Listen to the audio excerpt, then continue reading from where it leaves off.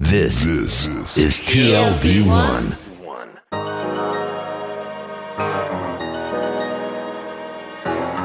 The Tel Aviv Review. Hello and welcome to the Tel Aviv Review. I'm your host, Gilad Halpern. Every week we bring you conversations with authors about the books and research and other things that we like. And if you like us, please consider becoming a Patreon supporter by going to our homepage. That's tlv1.fm/Tel Aviv Review. Scroll down to the bottom and click the big red button that says Patreon. Click and support us. Some of you have been doing this for months and years, and we cannot thank you enough. This is an episode in an ongoing series co-sponsored by the Sadie and Ludwig Kahn Chair in Jewish History at UCLA, and I'm delighted to be joined again by my brother-in-arms, Professor David N. Myers, who holds the Kahn Chair. Professor Myers is Distinguished Professor of Jewish History, as well as the Director of the UCLA Luskin Center for History and Policy. Hi, David. It's good to have you. Hey, Gilad. Good to be here. Our guest today is a veteran American negotiator who worked under Presidents Clinton, Obama, and Biden. Formerly president and CEO of the think tank International Crisis Group, he is currently senior fellow and lecturer at Yale University's Jackson School for Global Affairs. His long-standing collaboration with Hussein Agha has yielded a new book, Tomorrow is Yesterday, Life, Death, and the Pursuit of Peace in Israel-Palestine, recently published by Farrar, Straus and Zuru. Rob Malley, hello and welcome to the Tel Aviv Review. Thanks for welcoming me. Let's jump right in. The book is deeply engrossing, revealing, and I would say brutally candid. It may also be called, in the memorable phrase of my teacher's teacher, the great 20th century Jewish historian Salah Baron, a lachrymose history, a tearful account of Israel-Palestine. There aren't many glimmers of hope. I wonder if you would agree with that assessment, and do you see any heroes in the story? Well, I would agree and disagree. It's a pretty, as you say, honest and severe account of decades of peacemaking in which both Hussein and I were directly involved and sometimes indirectly involved. And in that sense, yeah, it's not a particularly optimistic rendition. At the same time, I think I'm speaking for both of us now, Hussein and myself. I think we believe that it's not true optimism to say, things are going to work out if we just continue and try harder to do what we've done in the past. The real optimism, we think, or we hope, is to challenge all of the axioms and all of the precepts of the past and try to think of something different, something new. Our book doesn't have a prescription, it doesn't have a blueprint, but we try to offer some paths, sort of some abstract pathways and some concrete pathways that we hope Israelis and Palestinians and others could think about to try to challenge the ways of the past and imagine a different future. So we try not to be sort of agents of despair, but on the contrary to say, the real optimism is what sometimes comes across as pessimistic when we say the ways of the past, the peace process, the two-state solution, all failed. It's time to think of something new. And basically, our view is Israelis and Palestinians, neither side is going anywhere. They are doomed to coexist. And the question is how they coexist. And we think there are ways that are more successful than the ways of the past. They need to be. So let's delve a little bit deeper into the partnership that brought this perspective to public attention. You come from a long line of former U.S. Middle East negotiators, many of whom were Jewish, Dennis Ross, Martin Indig, Dan Kurtzer, Aaron Miller, to write a book about what you experienced and how you assess U.S. diplomacy.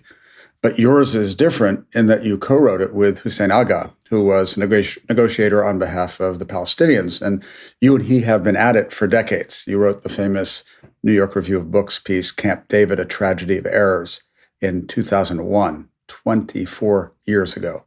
Yeah. So what brought you together, and how has your perspective melded and been altered over those years? I mean, in some ways, it's a curious partnership because, as you say, I'm an American and I served in now 3 U.S. administrations. Hussein is of Iraqi, Iranian, Lebanese descent, by conviction Palestinian, who served as an advisor both to then Chairman Yasser Arafat and then as an advisor to Mahmoud Abbas, the current president, always as an unofficial advisor. He never had an official role, but always was viewed as, precisely because he was not in competition for any position, as somebody who could offer candid and oftentimes reliable advice. But in that, what we do have in common, and I think that's what brings the book together, is that we're both outsider insiders or insider outsiders. And in my case, as you say, I was part of the team, but I came to the team from a very different starting point with a very different background, I think, of anyone that you mentioned earlier, all of whom have become friends, but we started from a very different point. My father was an Egyptian Jew who was always an outsider. He was a Jew in Egypt. That makes him an outsider. He was an anti-Zionist Jew, which made him an outsider in the Jewish community. He was an Arab nationalist, which made him also sort of an outcast. Moves to the U.S. as a journalist where he is highly, highly critical of American foreign policy, not exactly the orthodoxy of the time, and then moves to France where he is equally critical of French foreign policy, and for that is expelled as an American journalist, is expelled from France, which doesn't happen regularly. So he was also always an outsider, and what I inherited from him is not necessarily all his ideas, but sort of that tendency to put myself in other shoes, even if they're not always the most comfortable ones, try to see the world through different perspectives. And in particular, the Israeli-Palestinian conflict, I came to it from a vantage point of somebody, my father, who was very pro-Palestinian. And so I learned the Palestinian narrative before I learned the Israeli narrative, which I then tried hard and more or less successfully to understand.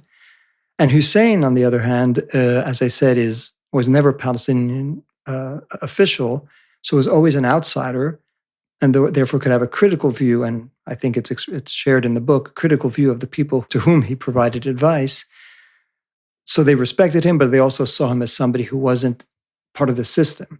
And so he also had one foot in, one foot out. And so I think that brought us together from early days. I mean, we met through the intermediary of Dennis Ross. He was then the head of the American peace team, and he wanted to hear the view. This was at the time Ehud Barak had just been elected prime minister of Israel. There was this hope that with him, things could become much more promising in terms of peace with the Palestinians, peace with the Syrians. And Dennis thought, let's get together with somebody who knows how Arafat is thinking, what is possible on his end. So he invited Hussein Aga and Ahmed Khalidi, his longtime colleague, to meet with the American team to talk about what was doable, what was not. And I think sort of we clicked, Hussein and I, from that moment, because I think we recognized in each other the one foot in, one foot out syndrome. We've had many disagreements over the years. Nothing we write together is easy, but at the end, I think it reflects both of our views, and that's in itself quite remarkable. How was it for you? You talked about your unusual upbringing and your outsider status. How was it for you to enter that room full of people who think differently from you? And also, how was it for them? I mean, it might have felt all along these very many years quite hopeless sometimes. So I think I've gotten used to sort of having that outside vision about myself and what I was doing and what I was doing with others. So I think over time, when I started off, I was pretty junior. I was barely 30. So I was as much of a witness as I was an actor. Over time, I took on a slightly more central role, both under Clinton and then especially under President Obama. So I think I always tried to be as loyal as possible, as committed as possible to the mission that the president, whatever president it was, had mandated. But I always could at times at home after work, sort of reflect on what had happened and what was the real story in the room and how it would be perceived by others, in particular by Arabs or Palestinians who might not quite understand the ins and outs of U.S. policy. And then I also, in between my stints in government, I worked for the organization you mentioned, the International Crisis Group, and that sort of refueled me in terms of trying to view American policy not just from the standpoint of an insider, but from the standpoint of those that U.S. policy affected. But did you feel that you were making an impact while in government? I think that's a question you could ask almost anyone who's been in government to try to reflect on how much impact any single individual has. You always hope that, at least on the margins, you have an impact. Your views are that you share your views, even if they are sometimes considered a little bit heretical. I have to think back, and at the end of the day, how much of an impact I had. I think on some issues, yes. On some issues, far less. And that's, as you could read in the book a lot of sort of self-criticism about either the lack of impact or the inevitable concessions one makes to the rigors and the rules and the traditions and the orthodoxy of government. And you have to make those concessions, and everyone has to decide at some point, did the concession go too far that I'm not prepared to live with that position anymore? I never reached that conclusion in the time I was there. I'll just remind, or I'll tell the people listening to us, I left before October 7th, 2023. I don't think I could have stayed, given my disagreements with the Biden administration's approach afterwards. But I think it's a question that anyone other than the very top, very, very top people need to ask themselves, which is how much impact they have, and at what point is the impact meaningful enough or not meaningful enough, and the concessions are too great. Rob, I wonder, just following up on that, if you think it might have made a difference if there were more people like you who held heretical views within the various administrations, more people who had the capacity to understand the problem through at least two sets of lenses, Israeli and Palestinians, rather than being so identified with one. Aaron Miller, as you know, referred to the United States as Israel's lawyer at key stages in negotiations. You have a kind of unique perspective, that insider-outsider status. I don't mean to suggest you're the hero of the story, but that seems to be what was so sorely lacking, was that kind of that capacity to understand this unfolding disaster through Palestinian eyes as well as Israeli eyes. Did you feel? How'd you survive?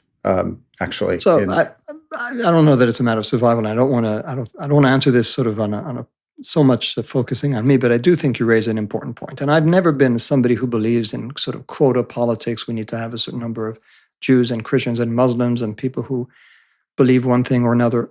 That said, I think it's uncontroversial, uncontentious to say that during key times in the peace process, particularly when the negotiations between Israelis and Palestinians were in full gear, during the Camp David summit in particular in 2000, the fact that the American team did view, most of the American team, the vast majority, viewed the world through a certain prism, through a certain lens, and had a harder time understanding the Palestinian narrative. I think that had a clear impact, and it would have been different if you had people in the administration who were as empathetic or as sensitive to both narratives. And just, a few examples, or one example I always remember. So first is one of my first meetings with the team.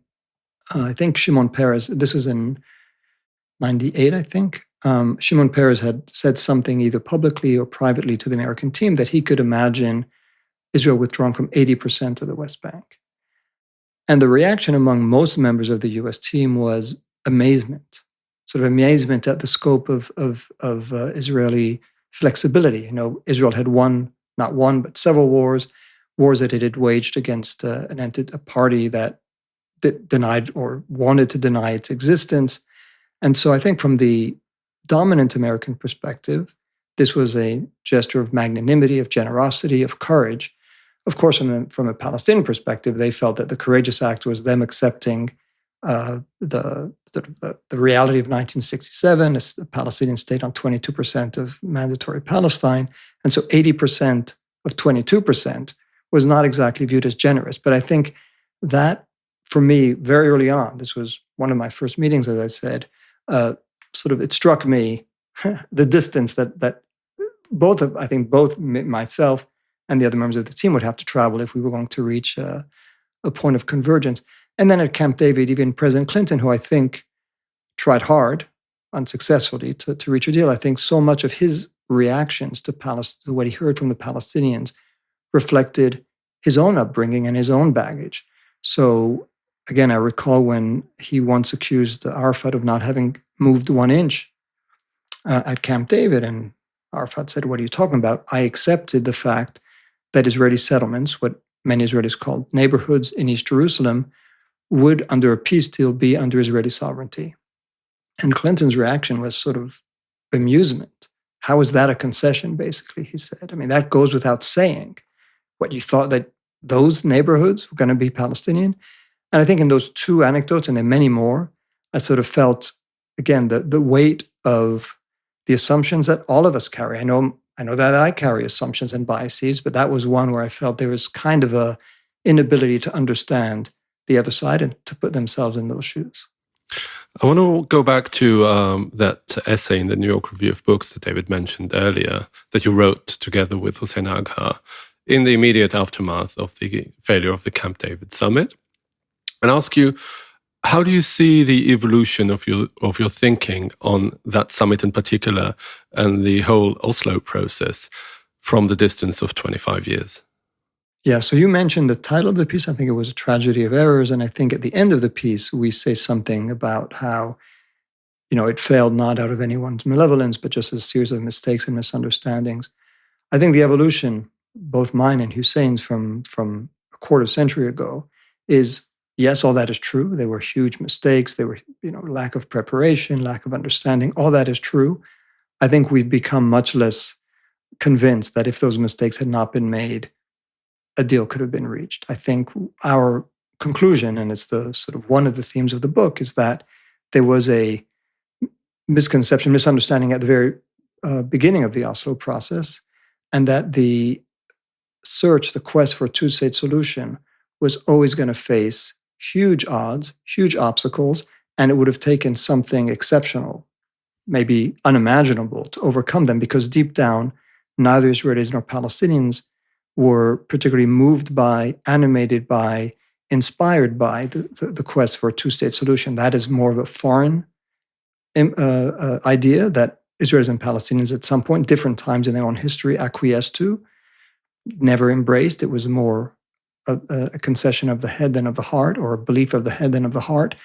And so I think some of what we attributed to mistakes and gaps that could have been overcome reflected something much deeper, much more profound about the competing yearnings, aspirations, and fears of both sides, that the kind of solution we were discussing at Camp David would not have fully and not even mostly addressed.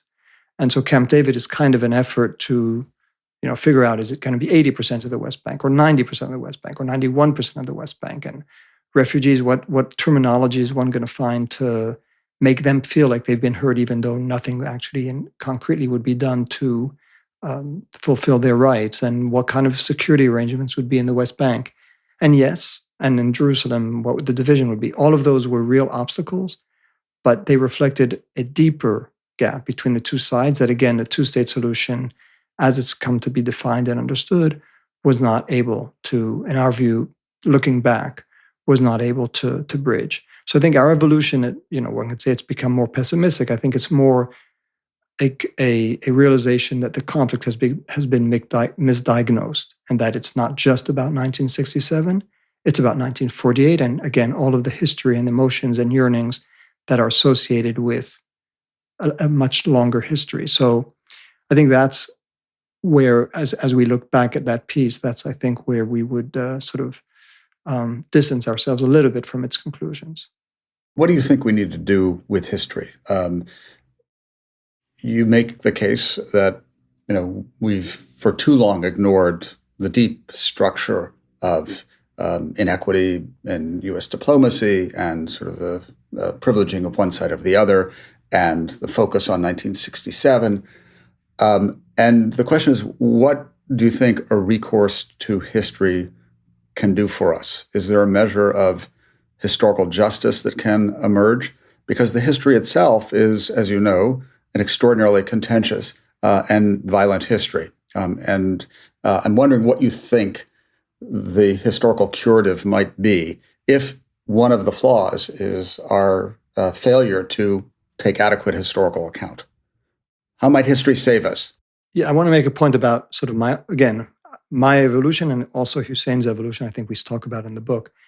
There's been always been this debate among people who are involved in either official diplomacy or track 2, informal diplomacy between Israelis and Palestinians, is how much attention and weight to give to those issues, the narrative issues, to use the term that's often deployed, history, 1948, and not just Palestinian perceptions of 1948, but Zionist Jewish perceptions of 1948 and of the period that preceded it.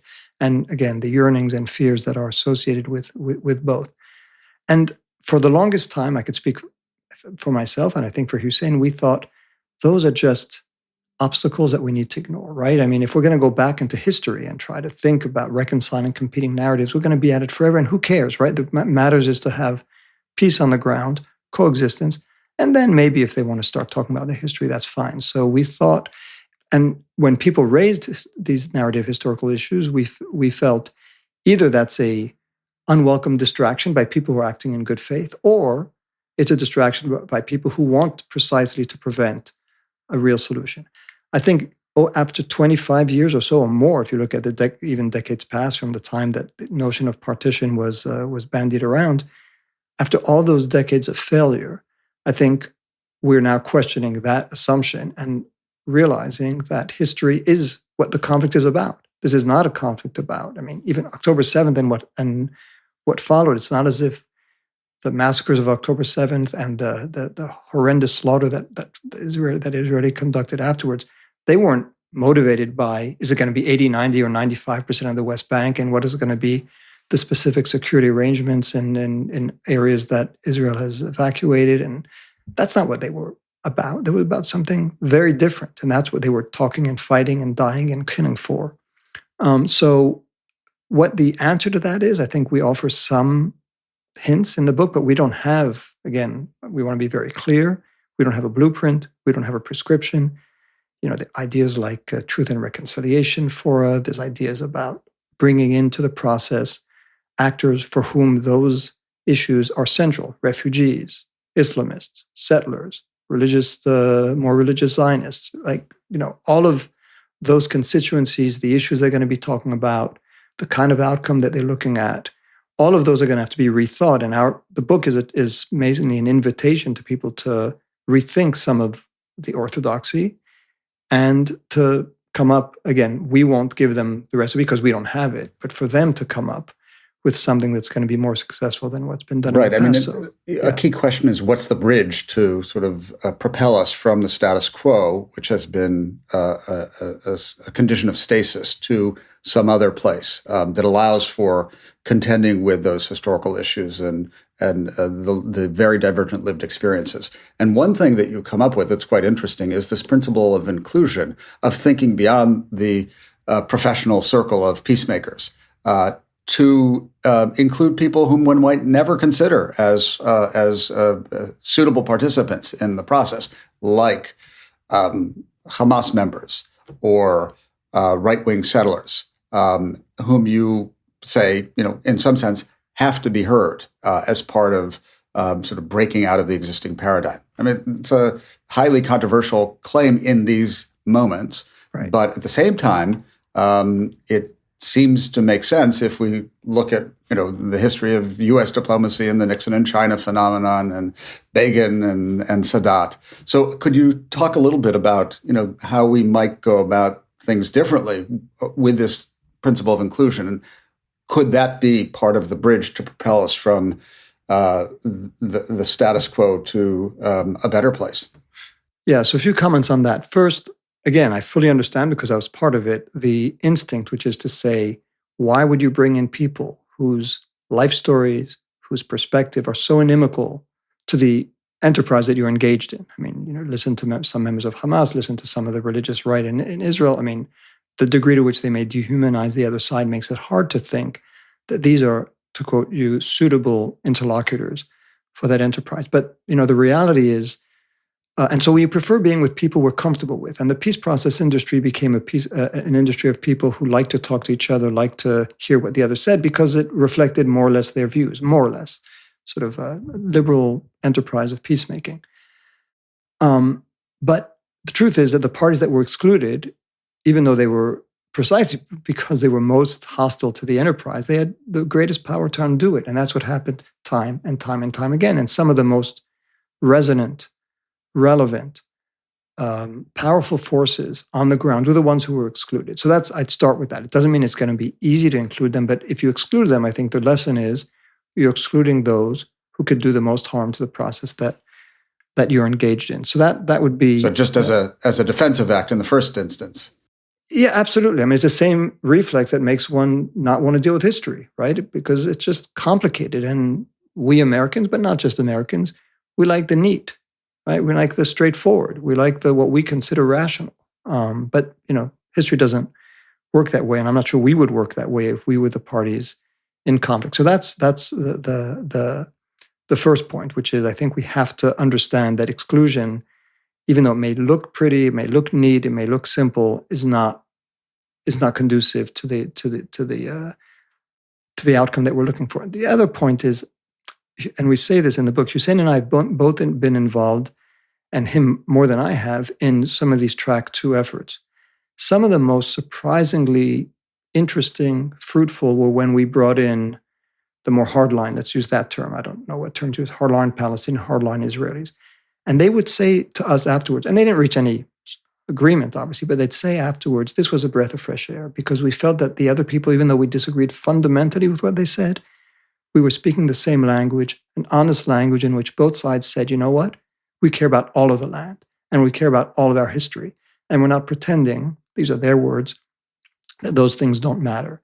And the Israeli would say, I respect the fact that you, Palestinian, love the land as much as I do. Now, I happen to believe that it's my land, not yours, but nonetheless. And I think those were conversations that were revealing to us. They're generally not pursued, but they were revealing to us in terms of how there may be some way forward if at least they sat down. At a minimum, they have to, because they could often be the obstacles to the kind of peace that one is pursuing. But also they may find a different language, one that Western negotiators may not be that comfortable or that familiar with. And the other anecdote we mention in the book is, and it's my former colleague Ofer Salzberg who did this. I don't know if you know him, but he's done some great work in this field, where he brought some religious settlers to Northern Ireland. They never left Israel before.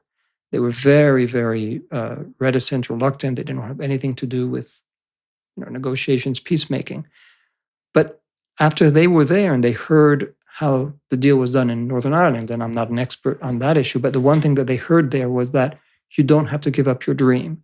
You could reach, temporary truce agreements, whatever, Hudna, what the Palestinians might call it, and Protestants didn't give up their dream, Catholics didn't give up their dream, so religious settlers don't have to give up their dream, and maybe Palestinians don't have to give up their dream. They could reach some kind of outcome that is some kind of a form of peaceful coexistence that doesn't come at the detriment of their longstanding, deeply rooted yearnings and attachments. So I think that's, at least what we're throwing out there is an idea that others could pick up. And again, simply start from the premise, what has not worked in the past has not worked for decades. And so isn't it time to think differently, particularly because peace is not around the corner? I mean, it's not as if doing this is going to delay in any significant way the realization of a peace deal between Israelis and Palestinians. We're a long way from that. And the fact that we're a long way from that means that we have the chance, the opportunity, and by we, I really mean them, to rethink the way one goes about it. So against the backdrop of your, I'd say, more fatalistic approach now, I'd like to ask you, what's the role of policymaking? Because you did mention the two parties, the Israelis and Palestinians, but I think that the underlying theme of the evolution of your thought about Camp David is that at the end of the day, ultimately, you're letting the Americans off the hook much more than you did 25 years ago. And I'd like to ask you, how do you analyze their failures and what they could have done better, and with your realizations that you're bringing now, what a mediator could do better? So it's interesting because in the other interviews I've done, people say the party that comes in by far for the most criticism is the U.S., and I always have to answer, well, maybe, but clearly the parties that have most at stake and therefore are most responsible are the Israelis and Palestinians. That said, yes, I mean, we do talk. I don't know that we leave the U.S. off the hook, but it is true that our diagnosis now is that it would have taken an ideal alignment of stars and an amazing, or not amazing, but a far more adept, skillful American hand for the negotiations, whether they were at Camp David or whether they were during the Annapolis process or during the Obama-Kerry years, for those to succeed. They faced great odds, and it would have taken the most adroit American diplomacy, which was lacking, which was wanting. And for a party like the US that had all the power it had, all the leverage it had, and all of the self-proclaimed interest in reaching a solution that it had, the record is one of unmitigated failure, right? I mean, compare where we were in 1993 to where we are today, with several presidents proclaiming this as one of their core priorities, having huge leverage on Israel and on the Arabs and on the Palestinians, and the outcome is what it is. That's a very severe indictment. But diplomacy we certainly don't think that you could do away with the U.S. The U.S. we just saw it. We've seen it with the ceasefire between Hamas and Israel. You need a firm American hand, and you need a fair, or as fair as possible, American hand. And again, that's been lacking. So, one thought experiment is, where would the Israelis and Palestinians be today if the U.S. had not gotten involved? And it's not easy to think that it would be much worse than it is today. But that is, I think there's several lessons to learn from that. One, U.S. diplomacy has been extraordinarily ineffective in this field, number one, and therefore it can improve. But number two, that it's not just a matter of U.S. diplomacy, and that there are, the issues that divide Israelis and Palestinians are going to have to be addressed first and foremost by Israelis and Palestinians themselves, because they're the ones who have all of the emotions and the fears that I was referring to earlier. So it's hard to imagine, at least under the current context, progress without a U.S. hand. But clearly that won't be enough. One of the excellent features of the book is your profiling of some of the key players in negotiations over the years, and particularly thinking of Yasser Arafat, Ehud Barak, and Bill Clinton. And I'm wondering if you can share some of your thoughts about them and how they've aged over time. So there's a lot on Yasser Arafat, partly because Hussein knew him so well, and he is a fascinating character because to many in the West, he's the embodiment of everything that is wrong with the Palestinians.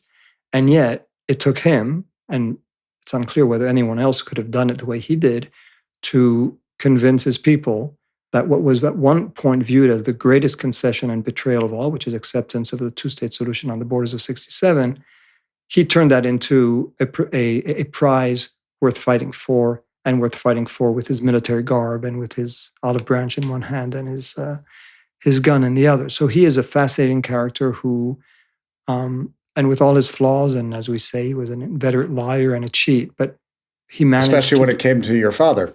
In particular, when it came to my father, he would always invent, whenever he saw Clinton, he'd invent a new story about who my father was. He may actually have believed it. I don't know, but it was not my father. That I could say for sure. None of the renditions, even though they knew each other very well. But as Hussein once told me recently, the character that Arafat reminds him most of in that respect is President Trump. That's a longer discussion we could have about their loose association with the truth and their instinctive form of politics and their instinctive understanding of power.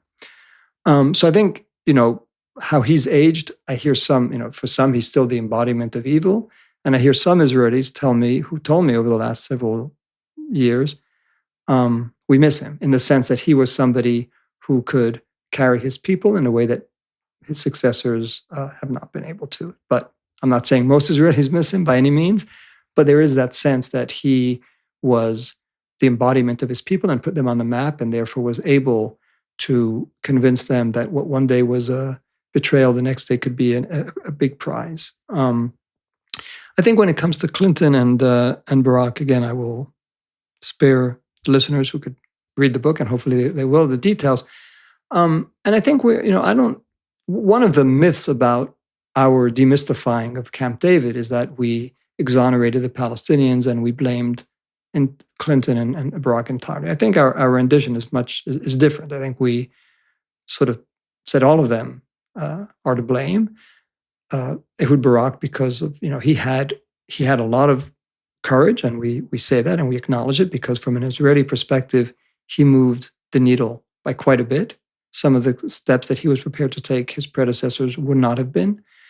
But he had a peculiar way of looking at politics. And he believed, and this is sort of that mindset that we describe in the book, he believed, again, Israel had won. And what Israel was doing now by negotiating was an act of extreme magnanimity. And so this trope about the most generous offer ever that says it all. A generous, we are being generous to the Palestinians, and an offer. It's up to us to offer to the Palestinians rather than trying to, figure out where's the fair outcome and et cetera from a Palestinian perspective. So he had this vision about what it would take to make peace, which is to put the Palestinians in a position where there was enough pressure that they would understand that this is the best offer they're ever going to get.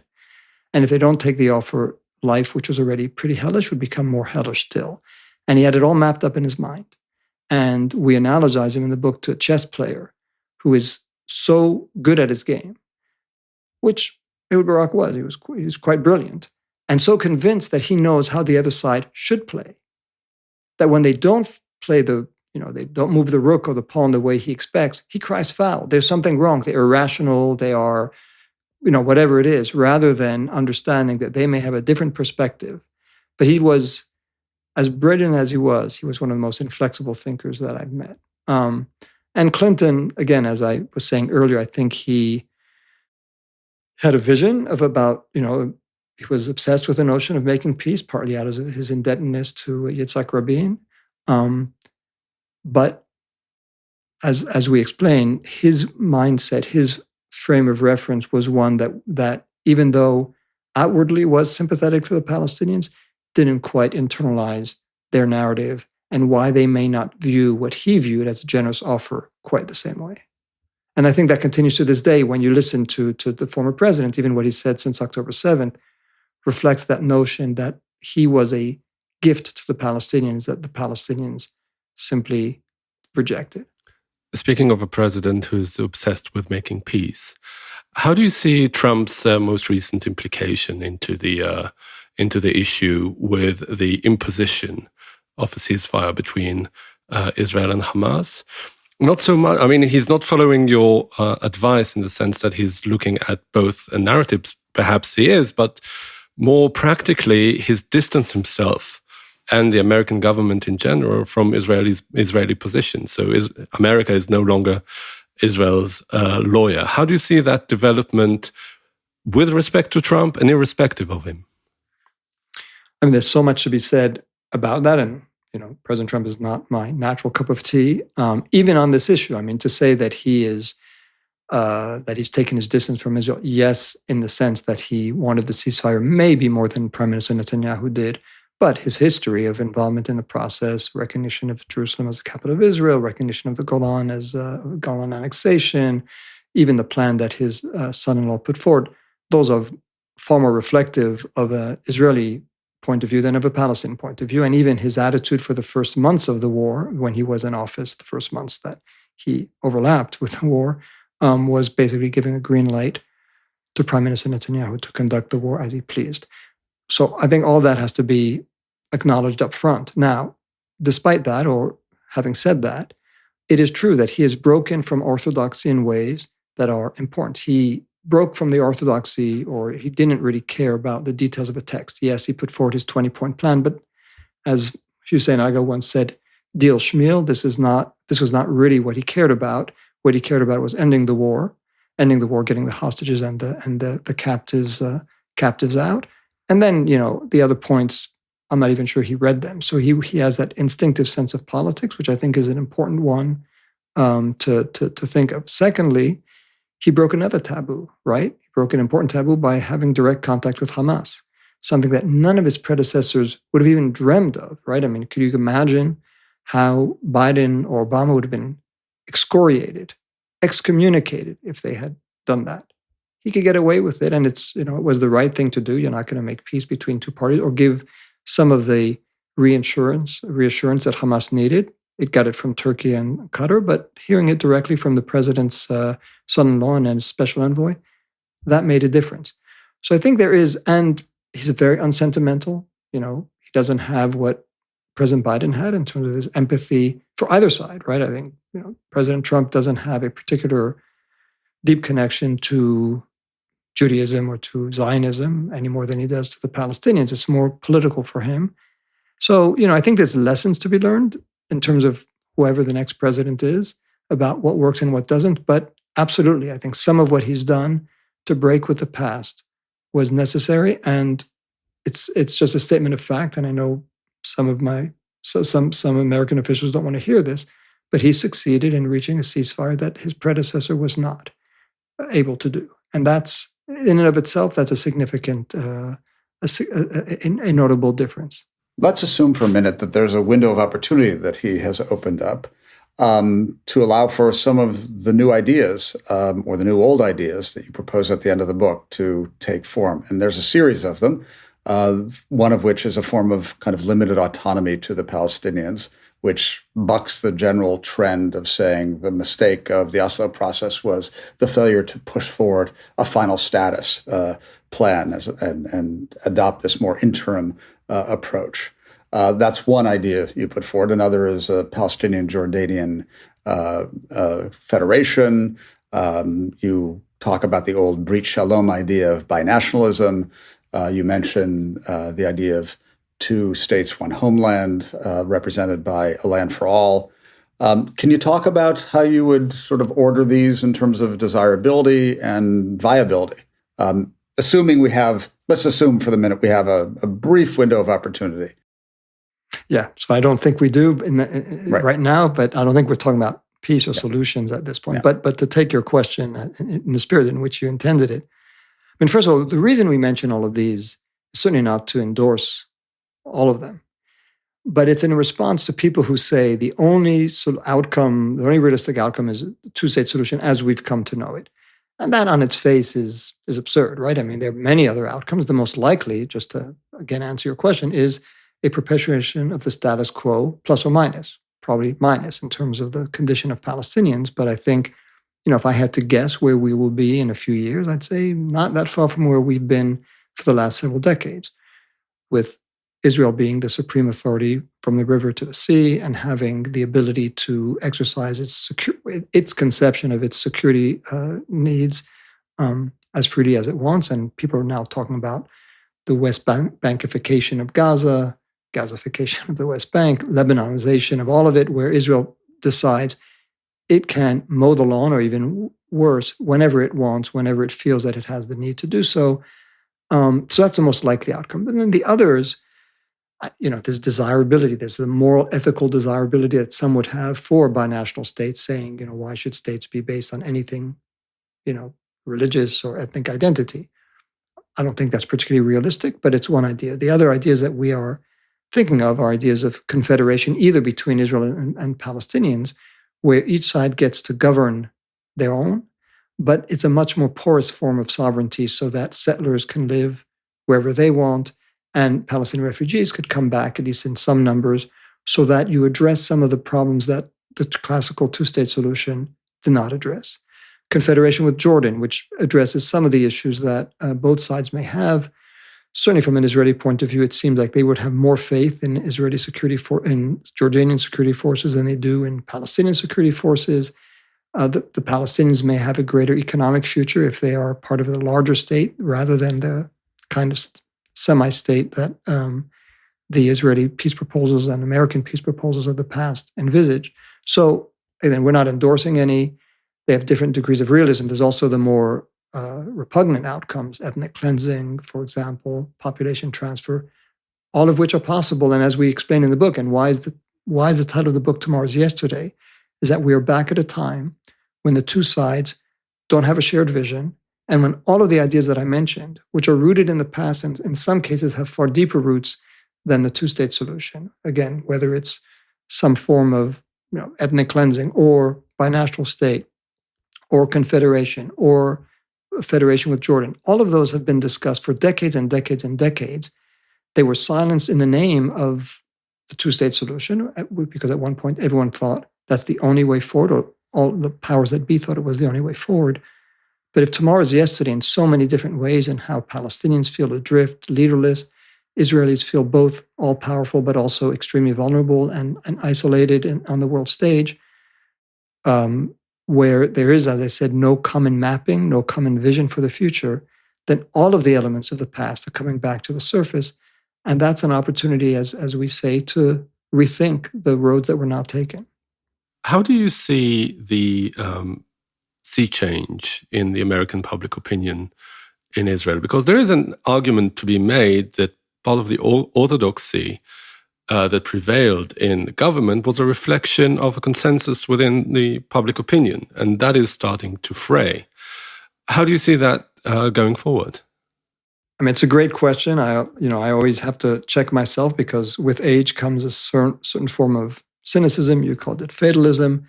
So I have to check that and look at what's happening. And I teach on a campus now, and I do see huge changes in student attitudes, even in the public debate. And I know, there's still biases in the media, biases in the public debate, but the breadth of discourse that is now being heard compared to what I heard when I was a student and even 10, 20 years ago, the breadth is far, far greater. So there's much more diversity of views and a much more sort of, again, it's hard to say this in today's climate, but you could hear voices that you couldn't hear in the past.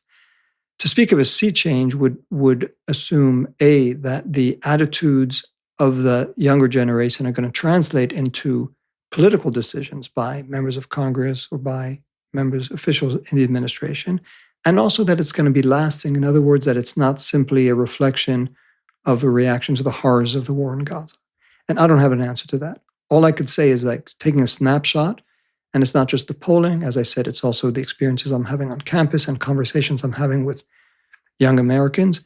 There is a clear shift, and it's a shift that I think is very meaningful. What I don't know is translating public attitudes into policy making. That's one big gap or one big bridge that has to be crossed. And the other one is sustaining it over time. What happens now that the war seems to be more or less over?